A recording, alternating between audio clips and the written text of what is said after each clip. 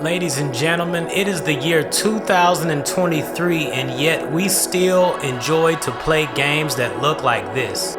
This is mainly true for indie horror games. It's something about them PS1 style graphics that scare the shit out of people. Or it could just be the loud ass noises that they always throw in these games for a jump scare. Whatever the case may be, business is booming for horror games, and that goes for developers and streamers. It works out perfectly for me because this is one of the genre of games that I always wanted to make. But the question is, can any of us really beat the GOAT? Make sure you hit that like and subscribe button to follow me on my journey to attempt to be better than all of these motherfuckers. So welcome to the first episode of the Retail Massacre devlog series. Earlier this week I had put out the opening scene to the game, which stars a lion-headed serial killer watching himself being talked about on the news. Now in this clip, we don't get to see what the news story really looks like because this is all a work in progress. And we're gonna see that throughout this damn journey. Motherfucker, I fucked up, shit. So what is Retail Massacre? Retail Massacre is going to be a survival horror game that will be loosely based off a horror novel I wrote years ago called Retail Girls. To keep the story short for now, the main character, the same one from the novel, will be the same one that you use in the game, Cynthia Cole. She witnesses a murder inside of a store she just began working at. When she confronts the killers, they tell her, look at the body. The body had disappeared. But that wasn't the only thing. That person's existence had been wiped away from reality without a trace. That's when all hell breaks loose.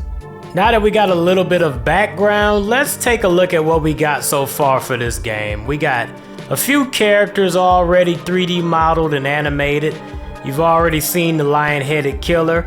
On the left is his concept art here. This was supposed to make it into the novel, but it didn't make it into the novel due to my editor giving me the horrible idea to not include these pictures that I paid for. I don't know why I listened. I'm a dumbass. But here we have a nice low poly version of this character, not necessarily a main character in the game.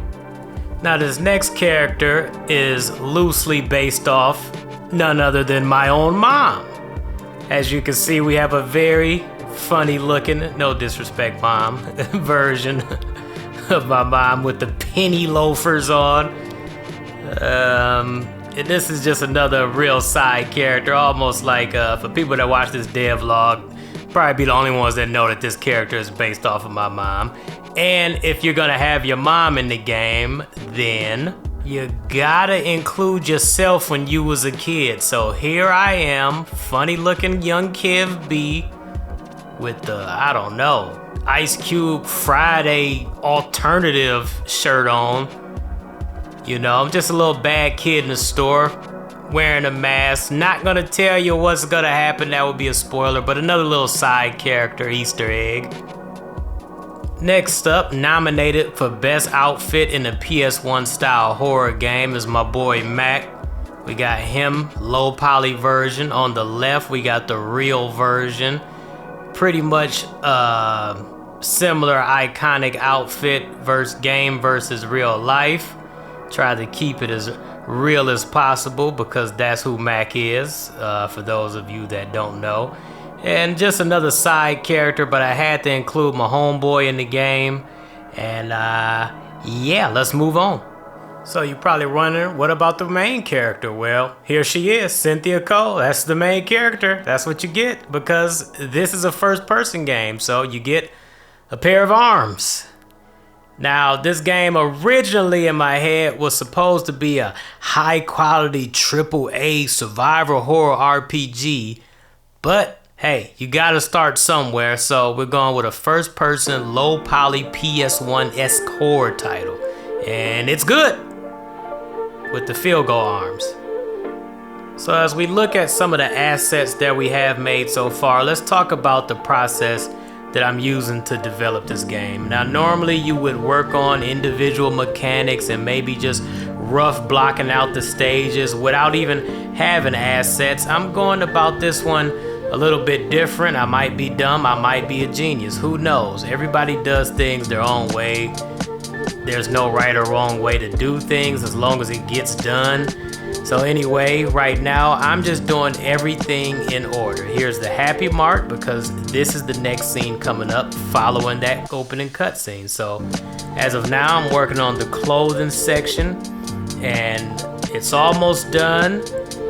And like I said, we don't have no character movement done yet. We don't have the shooting mechanics done yet, the inventory system. You're all gonna witness that all in this devlog as those things come. I already got the whole story for the game written out, so we just gonna take it nice and slow and go in order. But as you can see, we have like I said, the clothing section almost done. That room back there, that door, that's gonna lead to the back room. So after I finish mapping out the whole store, that corner back there, that's gonna be the pharmacy.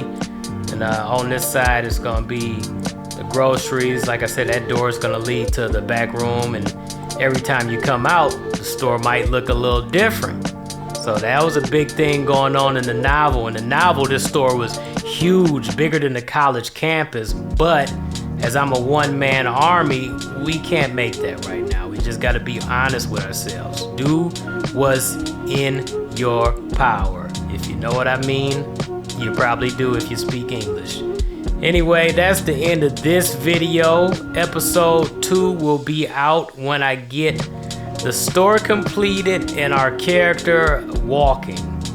And that shouldn't be too tough because this is a first-person game, so she'll pretty much be moving just like this camera, but she won't be able to float in the air.